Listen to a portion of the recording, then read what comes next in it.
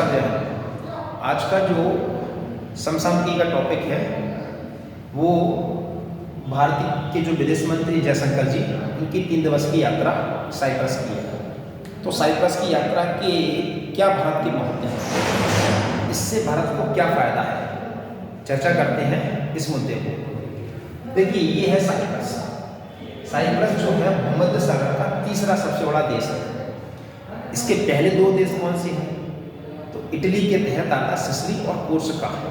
Corsica पर जो अधिकार है वो फ्रांस का है, वो जो सिसिली पर है वो इटली का है। तीसरा बड़ा देश है कौन सा? साइप्रस। साइप्रस भूमध्य सागर के तहत आता और भूमध्य सागर अटलांटिक महासागर के तहत आता, और भूमध्य सागर है जो मेडिटेरियन सी, ये दूसरा बड़ा सागर है। पहला बड़ा सागर कौन सा है? ठीक, दक्षिण चीन सागर जो प्रशांत महासागर के तहत आता। भूमध्य सागर के तहत ये देश है साइप्रस। इसके अगर हम पूरब में देखा जाए तो ये इजराइल है, लेबनान है, ये सीरिया है।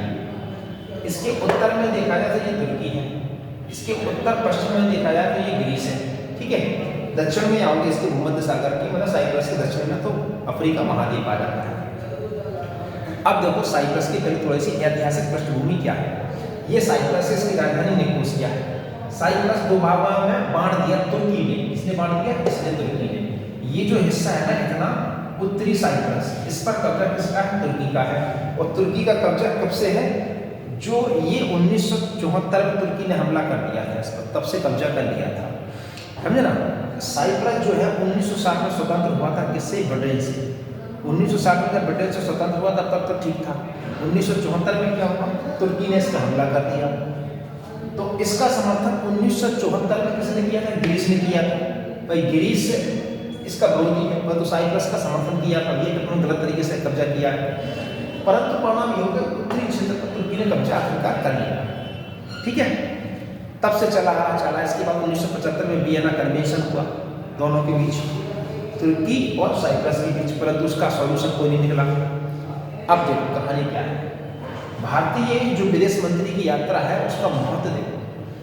तुर्की को हम किस प्रकार से नियंत्रण में कराएंगे, तुर्की को हम काउंटर करने का प्लान हमारे पास विदेश मंत्री के पास कैसा है। तुर्की जो है, तुर्की अभी किधर बैठ गया जाके? पाकिस्तान की गोदी में बैठा हुआ है। तो पाकिस्तान का समर्थन करता है तुर्की।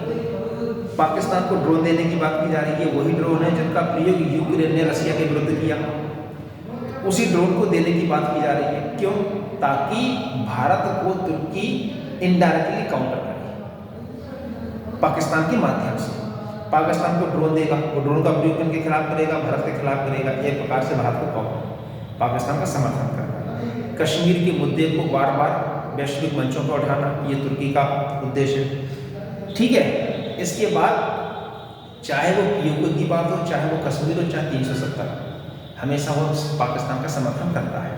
भाई हम तो चुप बैठने वाले हैं। हमने इसका इलाज क्या किया? तो भारतीय विदेश मंत्री हैं जिन्होंने इलाज क्या समझा इनके इसको इलाज करने के लिए। तो वो भारत किसका विरोध करता है?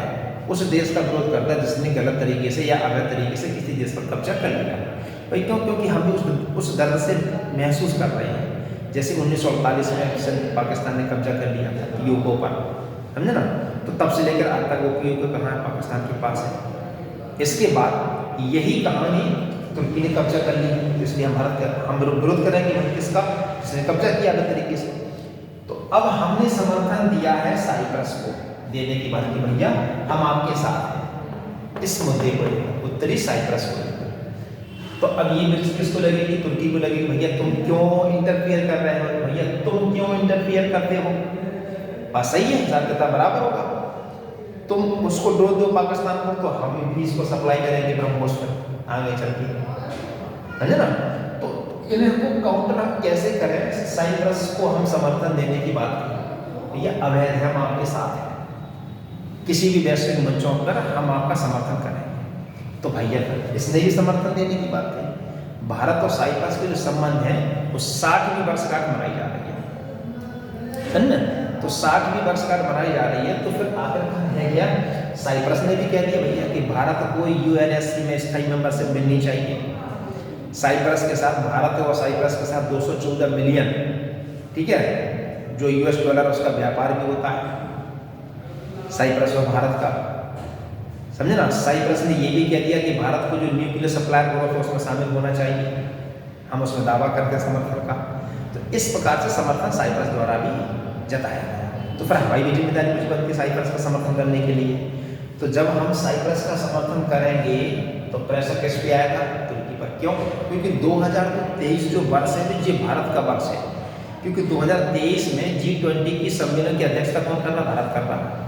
वो भारत अभी दिसंबर तक क्या है यूएनएससी का अस्थायी में से अध्यक्षता भी कर रहा है, समझे ना। तो ये फिर भारत के पास थोड़ी पावर है 2023 में बढ़ता हुआ। कल वैसे ही भारत है, अभी यूक्रेन और रशिया हमले में यूक्रेन के जेलेंस्की साहब ने मांग की भैया कि भारत के प्रधानमंत्री चाहें मोदी जी मेडिएटर, हम मध्यस्थता करा सकते हैं, युद्ध शांति में उनकी बड़ी भूमिका।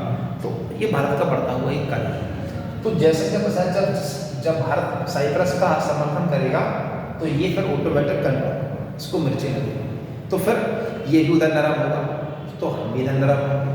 अगर तुम वहाँ गर्मी दिखाओगे तो इधर हम भी इसी साइप्रस को गर्मी दिखाएंगे। तो इस प्रकार से हमने घेरने का एक प्लान बनाया, इसको साइप्रस को, ठीक है, सॉरी तुर्की के उत्तर में देखा जाए तो ब्लैक सी है, ठीक है ना। तुर्की के उत्तर में देखा जाए तो ब्लैक सी है। ब्लैक सी से अगर कोई जहाज भूमध्य सागर में आना है, साइप्रस में आना है, तो ब्लैक सी से जैसे ही वो निकलेगा तो बास्पोरस जल संधि से निकलेगा, बास्पोरस जल संधि से निकलेगा तो मरमरा सागर में आएगा, मरमरा सागर से निकलेगा तो फिर कहाँ पे आएगा? डार्डेनल्स की जल संधि के माध्यम से एजियन सागर में आएगा, एजियन सागर से तो